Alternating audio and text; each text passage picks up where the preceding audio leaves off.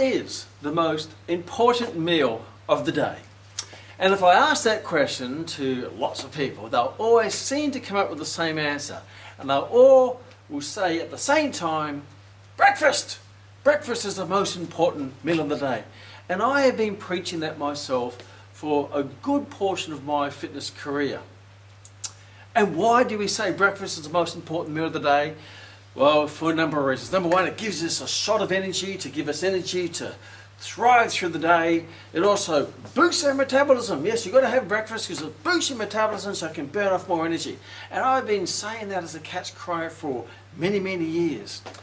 Now, it's always important as a fitness professional not just to seek and learn new knowledge, but many times it's good to look at your current knowledge and go through a process of justification and understanding.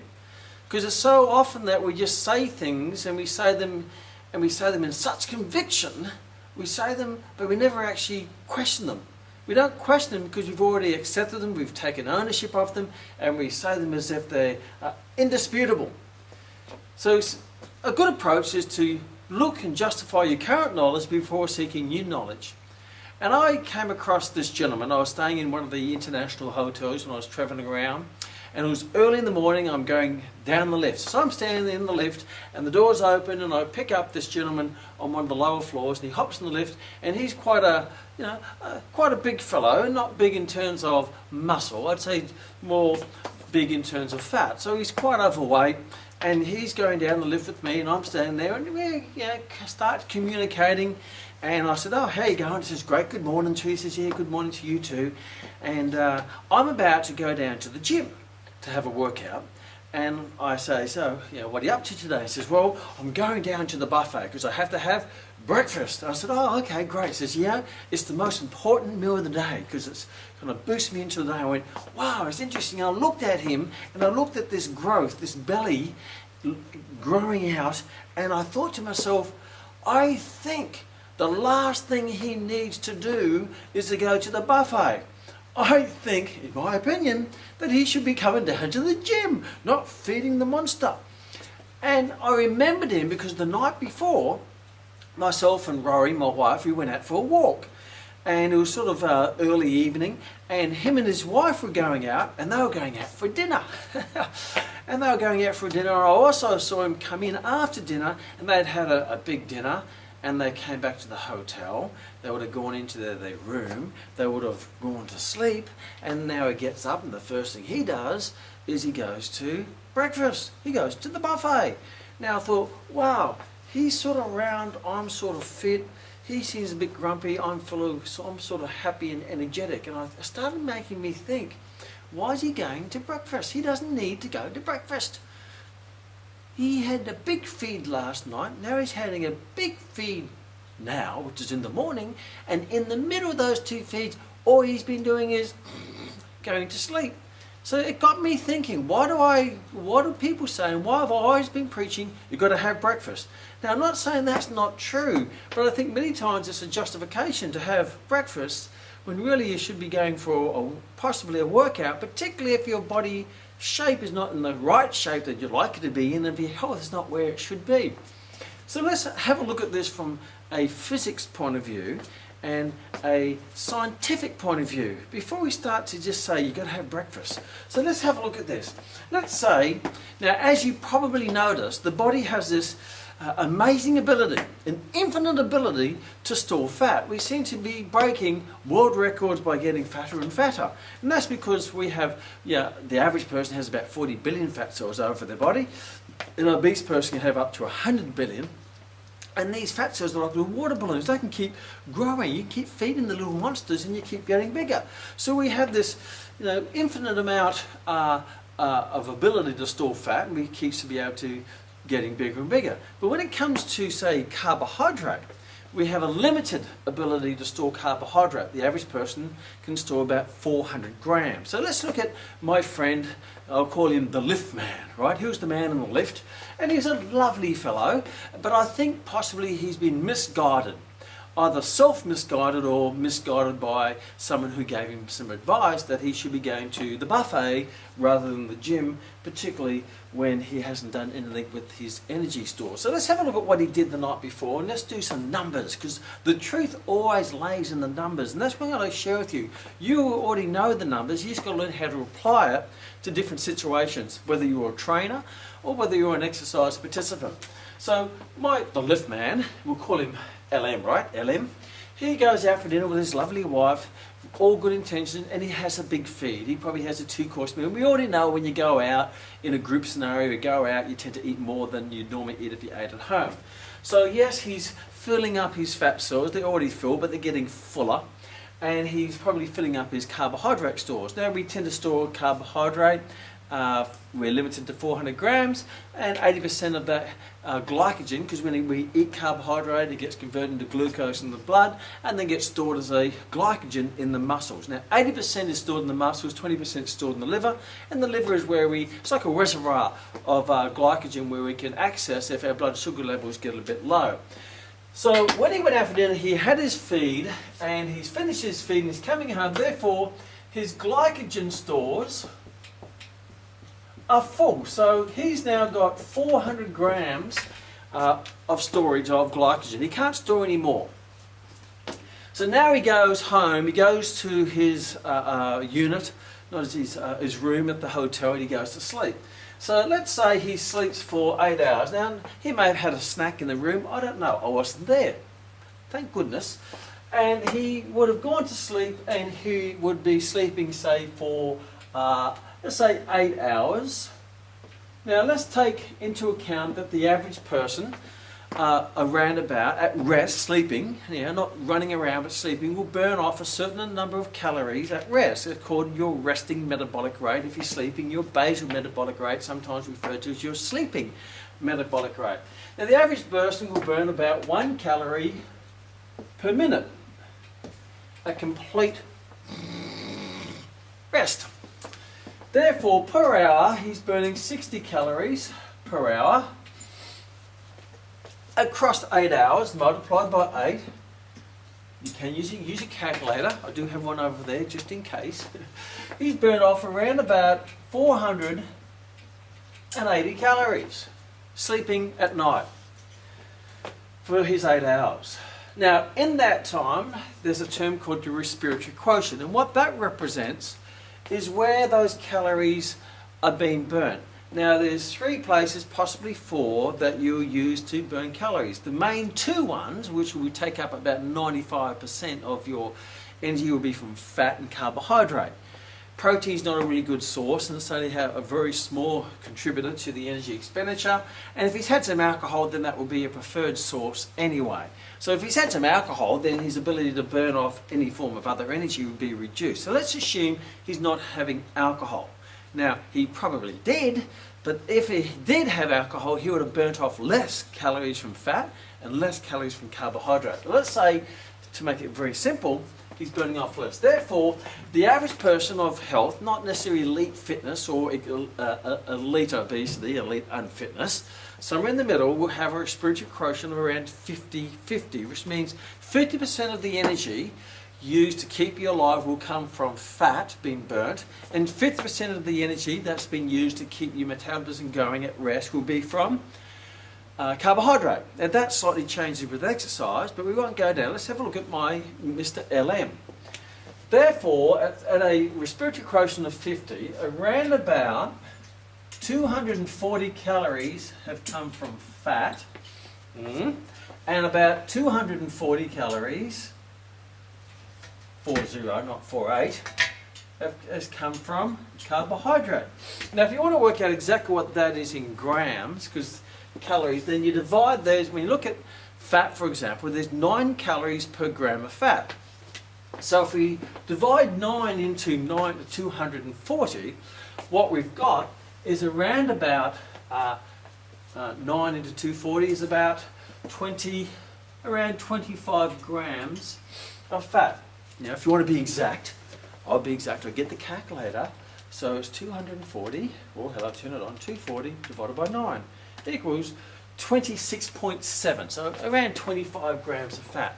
Now, considering there's 9,000 calories in a kilogram of fat, then we got a long way to go, right? So that's so that's 0.025 of a kilogram of fat. So he hasn't burned off much fat that night because the metabolism's so low. Even though 50% energy comes from fat, 50% of a tiny amount is still a tiny amount. But what sparks my interest is the carbohydrate. So there are 2.4 calories per gram of carbohydrates. Now, how much carbohydrate has he burnt off? Well, 4.5 calories in a gram of carbohydrate. He's burnt 240 calories. So there's 4.5 calories per gram of carbohydrate. So you divide 240 divided by 4.5. So that night he's burnt off 53 grams of carbohydrate.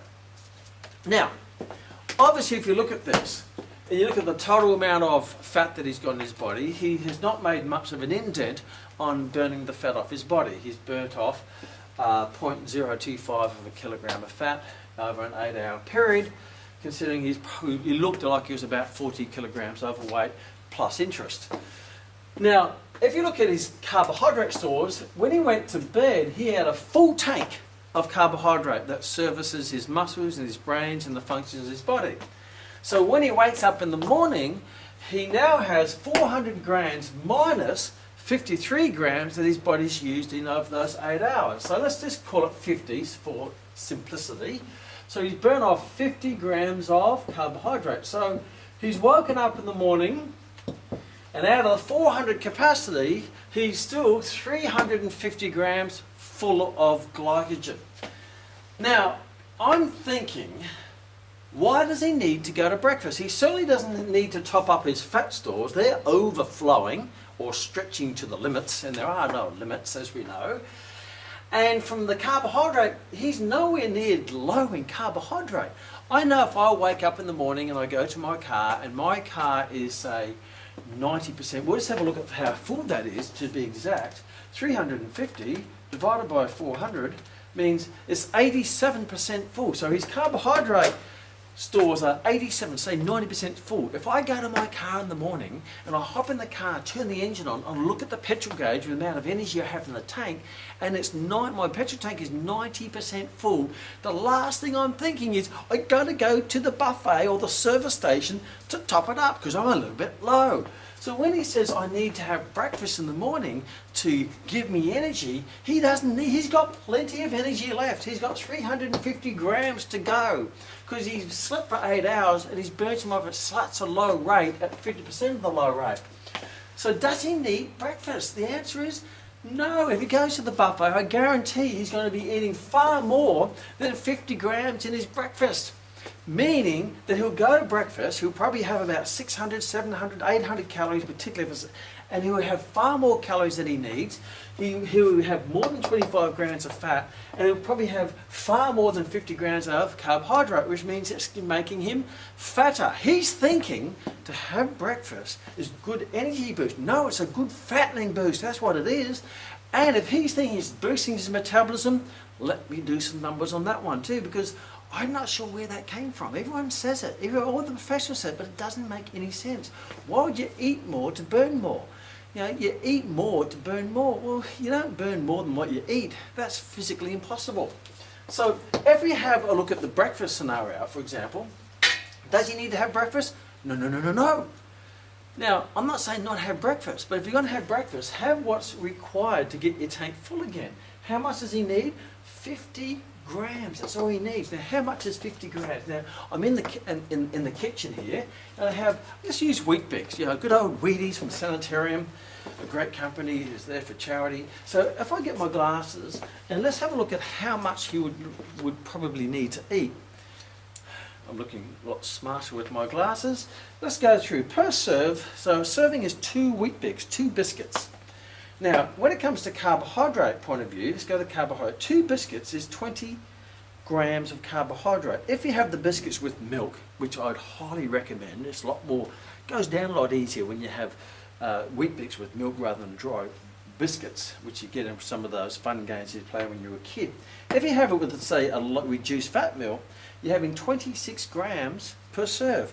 Now, that's 2 biscuits. So if you have 4 Wheat Bix, only 4 Wheat Bix with milk, you'll be getting 52 grams of carbohydrate. So if he wanted to top up his stores of glycogen, he doesn't need a buffet. What he needs is a bowl, right, with 4 Wheat Bix with milk, and that will top him back up to 100% full. See, the beautiful thing when I take my car to the petrol station, I can't overfill it. It just fills up. But we have this ability to put more than what we need and more carbohydrate than what your body needs, and the body will try to burn it off naturally by raising metabolism, but it can only do that to a certain level. Then it'll start converting it to fat.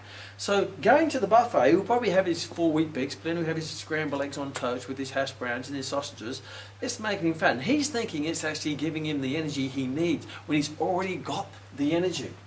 So 1 serving of, or 2 servings of Wheat Bix will be plenty to top up the energy. Now the question is, where did this concept of you need breakfast? Well, it has an element of truth from a historical point of view.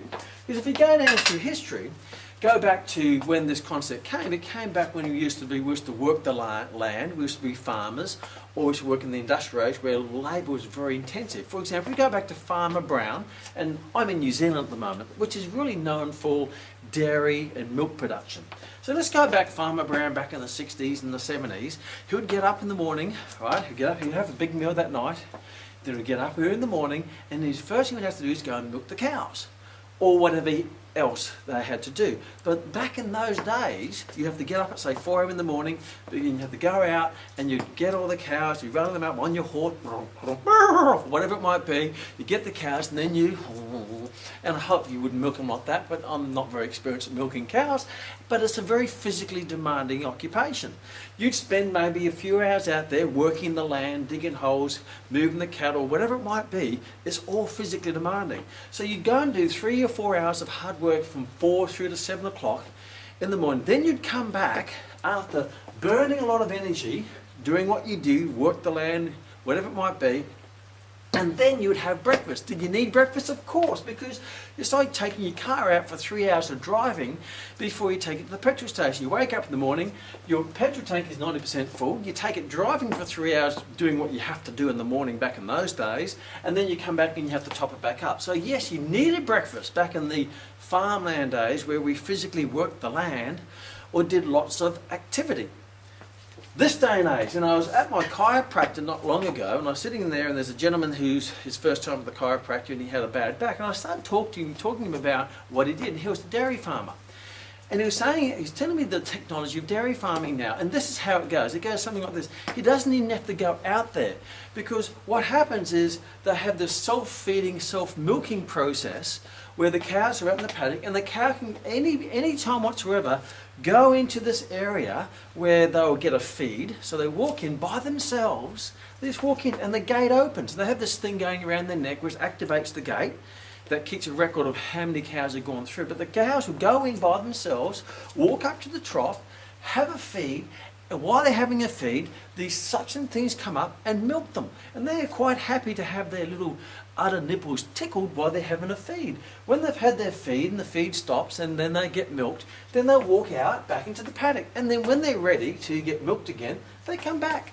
And if they need to be milked, and it's all recorded by computers, so there's no actually physical activity. The cows milk themselves. What's with that? Oh, Farmer Brown sleeping in bed. Now, I'm sure he's not sleeping in bed, but what he used to have to do now is he just looks in the computers to say, oh, old Bessie the cow, she's been in twice so far, because the little chip reads through the computers of what's going on. My point being, even working the farm or working the land now, it's all done computerized. So and you don't have to be fit, lean and healthy because the computers do it. So a lot of technology has taken all this labour-saving devices away from even the normal physically demanding occupations. So that's where you did need breakfast, because before you had breakfast you actually did some work. If you're an athlete and you get up and you go for an hour run and you've done lots of exercise, then yes, you need more breakfast. But if the only thing you've done in the morning is wake up after 8 hours of sleeping before the buffet the night before, then you probably don't need as much breakfast as you actually think you actually do.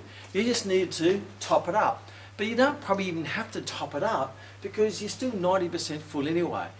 And particularly in this day and age of the sedentary lifestyle of people having, we're thinking that you need to have breakfast. Well, that's probably a slight, if not a big exaggeration. And it could actually be making you fat, thinking that, you know, I need to have breakfast to top up my energy. Well, your energy's already topped up and it's not far off the top, and what you're doing is overflowing it, which is causing an obesity crisis throughout the world. Now, I'm not saying that's the only contributing factor, but it's interesting that you hear these catch cries out there that you've got to have breakfast, and that may not be, that could be a thread of truth, but not the whole truth, nothing but the truth, no help me Kman. The other interesting why people say I need to have breakfast because it boosts my metabolism. And I'm thinking, okay, that's an interesting point. Now, I've never really understood that. Why would you eat a whole bunch of calories to burn off more calories? Well, that, yeah, if I put more petrol in the car, it doesn't mean the car burns off more petrol. It just means there's more petrol to burn. But there might be a thread of truth. So let's say at rest. Let's look at rest. If we're to complete rest, you're burning off 1 calorie per minute, 60 calories per hour. And I use that as an example. And I understand when you're out of bed moving about, you'll be burning off more than 1 calorie per minute. It may go up to 1.5 to maybe 2 calories per minute, depending on who you are, genetics, male or female. But 1.5 to 2 calories per minute. So you, just say you have breakfast, right? So your metabolism is boosted through what we call thermogenesis, or the thermic effect of eating, digesting, absorbing, storing and using food. That requires energy for the digestion process. So thermogenesis is where you do something that raises your natural body temperature, and your body temperature raises because your body's working a bit harder to absorb and digest the food, breaking molecules apart, releasing heat that makes us a little bit hot. You know, thermogenesis also in cold conditions, your body tries to raise its metabolism to keep itself warm, so it has a thermic effect of the climate conditions that you're in. So let's say, for example, I'll be generous, right? Because I'm a generous type of fella. Just say having breakfast does raise your metabolism, right? And I think that people think it really puts the revs of idle doing 300 kilometers an hour. Well, that's not the case. So let's say it raises your metabolism by 10%. And it doesn't raise your metabolism for 10% for the whole day. It just raises your metabolism over the time period that your body's digesting, absorbing and using that food that you just ate for breakfast. So it may raise your metabolism, say, for 4 hours between breakfast and lunch. So taking into account that you're burning, say, 60 calories per hour.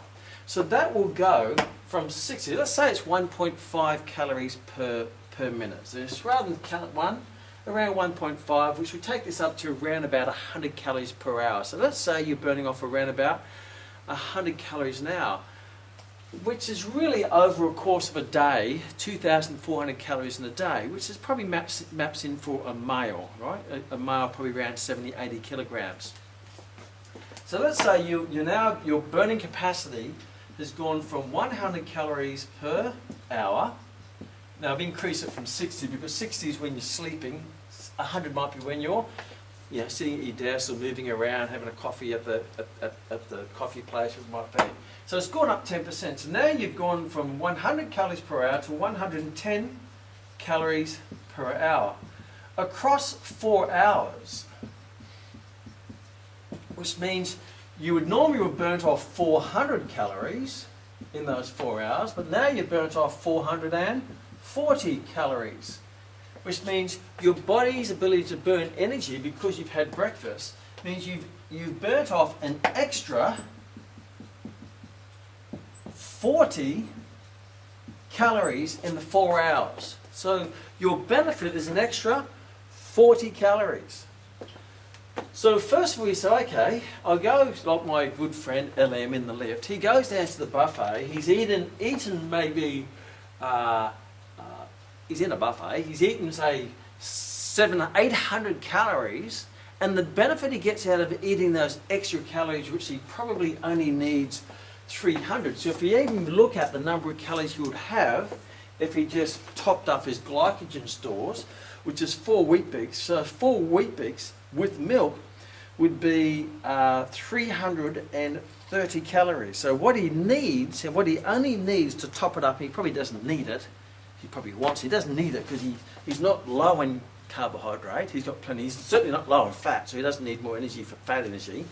But what he needs to top it up is 330 calories, because per serve, 2 Wheat Bix plus milk is 165 calories, if you get your Wheat Bix thing out, times 2, because 4 Wheat Bix is 330. I guarantee you, he's not having 330 calories down at the buffet. I guarantee he's having at least 600. So he's eating an extra 300 calories, which the body can't burn off, because it has to store, to get a benefit of 40 calories. So he's eating an extra 300 to burn off 40. That doesn't make sense. That's like spending $300 to make $40. You're only left with $40. So he's now, in effect, 260 calories over what his body can store. Is that going to have an fattening effect? Of course. If you look at this even further, those 440 calories, just say we go back to our spiritual quotient of 50-50, 50% comes from fat, 50% comes from carbohydrate, he's burnt off, that breakfast has burnt off 20 calories of fat and 20 calories of extra carbohydrate by boosting your metabolism. We'll divide that by 9, that means he's burnt off 2 grams of fat, 2 grams. And understand 1 kilogram has 1,000 grams, so he's burnt off 2 grams. And you divide that by 4, he's burnt off about 5 grams of extra carbohydrate by boosting his metabolism. That's not mind-boggling. I'm not thinking, my goodness, I've turned into a jet engine. All I've done is eaten a lot of calories to get a very small stimulant of my metabolism. Now, we're not saying that breakfast doesn't raise your metabolism, but I think people think it raises it right up here, but really it raises that bit, that little bit. But to get that little bit, they should just have that, but they're having that to get that extra metabolic effect, that extra excess, what will lead to excess, which leads to, so I wonder why this is not working. My metabolism should be boosting, but it's not boosting, it's minuting. But you're getting with a lot of excess calories and grams of fat and grams of carbohydrate in those breakfasts, but you don't burn off much fat, 2 grams, you don't burn off much carbohydrate, 5 grams. So this is why it's important to understand the basic numbers, but more important, the application of the numbers when you hear these things out there in the universe about eating food and what you should do and what you shouldn't do. Don't follow other people's opinions, and definitely don't become an expert in other people's opinions. Know your basic foundation numbers, your fundamentals, and apply them, and you may find that they don't make a lot of sense, particularly when you look at some of these things of say, hey, I've got to have breakfast to boost my metabolism. Let's do a cross comparison. Instead of going, let's look at my friend LM in the lift. He goes down, and this is hypothetical, he goes down to the buffet and he's got a 90% storage of his glycogen. His fat cells are probably 2,000% overstretched, and he's going to have breakfast. Now, it's unlikely that he's going to have it's unlikely he's only going to have 4 Wheat Bix with a bit of skim milk. He's going down to have a full breakfast. So what he really only needs is 330 grams or 330 calories in a breakfast, which is made up of maybe the equivalent of 4 Wheat Bix, which gives him, as I shared before, 4 Wheat Bix will give you carbohydrate, 52 grams of carbohydrate. That will top him up. It will also give him 330 calories, which gives him energy. And the other benefit, it will actually give him 16 grams of protein. Yeah, so there's 16 grams of protein in 2 or 4 Wheat Bix with skim milk. So 60, that's a good boost, considering your body only needs 1 gram of protein per kilogram of body weight for the averagely percent body fatted person. And it will also only give you 4.6 grams of fat with low fat milk, and even less if it's skim milk, virtually no fat if it's skim milk. So what you're getting in these Wheat Bix with milk is you're getting plenty of carbohydrate to top it up. You're getting hardly any fat. You're not feeding the belly with fat. You want to starve the belly of fat. You're getting enough energy to keep going at an optimal level, but not more energy than that is required. But he feels good about going to breakfast. In that breakfast, he may have had maybe 800 calories or 700 calories, but only needs 300 calories. And for that metabolic boost, his benefit is only burns off an extra. but he's eaten 500 extra calories more than that's required to burn off 40 calories, which means he's now 460 more calories than what his body needs, which will be all stored as fat. And the metabolic boost of that is only burns off 40 calories, which is only 5 grams of carbohydrate and 2 grams of fat.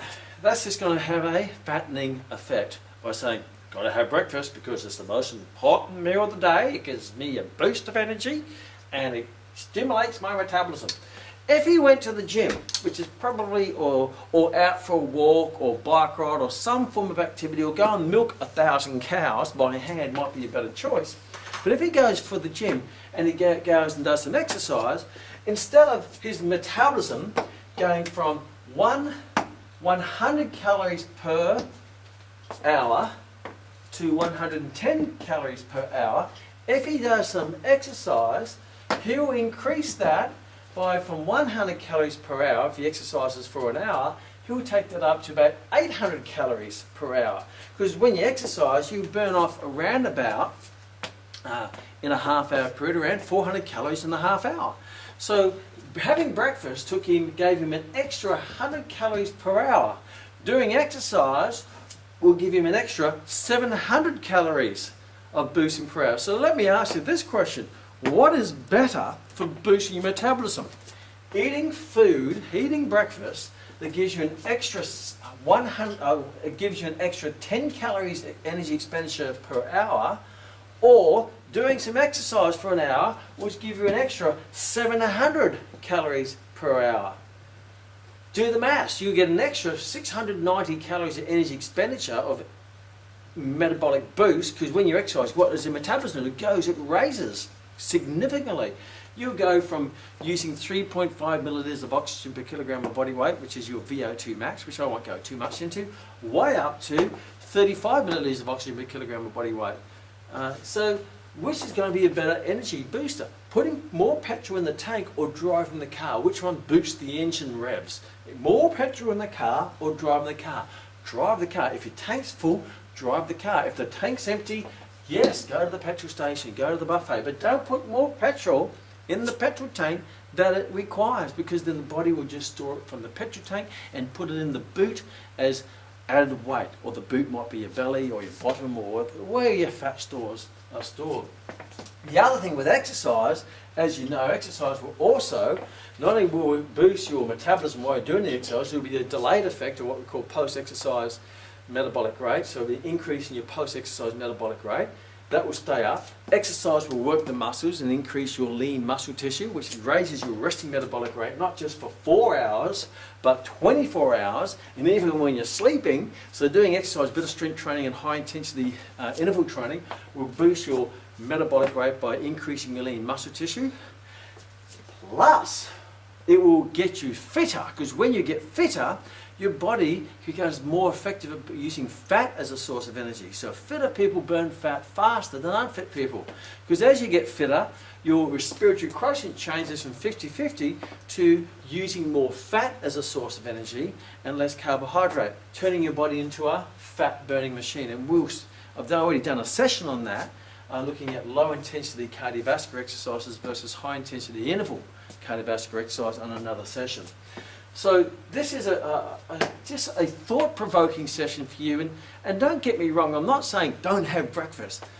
I just want you to think about, do I really need breakfast? Particularly if you had a big meal last night. And many of the times for me personally, I eat late at night. So in the morning, the last thing I need is breakfast. I feel full. I probably won't eat until my body really needs the energy.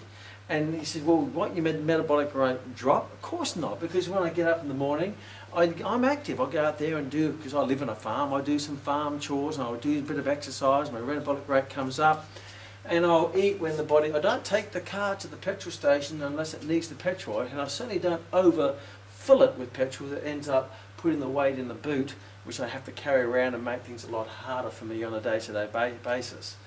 So rather than going to the buffet, you might be better off going out there and milking some cows, going to the gym, going for a run. If you're an athlete, by all means, when you get up in the morning, most athletes will get up and do 1 to 2 hours of good intensity cardiovascular exercise or strength training, which means, yeah, deserve your breakfast. Deserve your breakfast with the using your body, moving your body, and fill it up. But don't just say, breakfast is not a metabolic stimulant. It's not a way to lose weight. It's a way to fuel your body so you can go and do exercise that stimulates your metabolic rate. And it fuels your body to be able to use what you got and make it fitter, make it more effective, make it more efficient. So think about some of these things that you tend to say without actually thinking about it. Know your fundamentals, know your basic macronutrients, know your physics, and apply that and use a lot of common sense. And don't just believe it because everyone else is saying it, because 5 million people saying a dumb thing doesn't mean it's not a dumb thing. Enjoy your breakfast, but most importantly, deserve it. But don't have it if you don't deserve it.